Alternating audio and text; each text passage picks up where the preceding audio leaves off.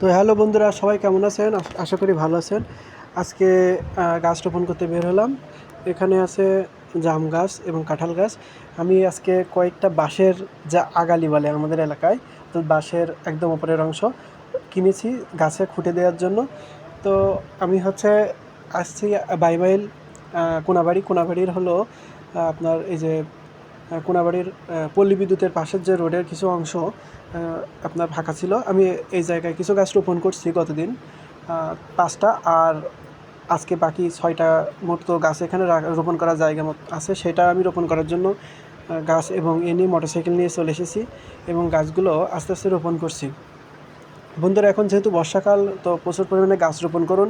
গাছ রোপণ করলে পরিবেশ ভালো থাকবে, পাখিরা পরিবেশও টিকে থাকবে, পাখিদের কিচিরমিচির ভালো লাগবে, পাখিরা ফল পাবে, মানুষও ফল খাইতে পারবে, অক্সিজেন পাবে, আগামী শিশুদের উজ্জ্বল ভবিষ্যৎ হবে। তো গাছগুলো আমি রোপণ করে ফেলেছি এবং দেখেন একটা পর্যায়ে গিয়ে গাছগুলো আমি পরে গিয়ে পানিও দিয়েছি। যদিও এখন বর্ষাকাল, তবুও আমি পানি দিয়েছি, যেহেতু আজকে গাছটি রোপণ করছি এবং কালকেও পানি দিব। ঘেমে অবস্থা কী দেখেন। তো সবাই ভালো থাকবেন।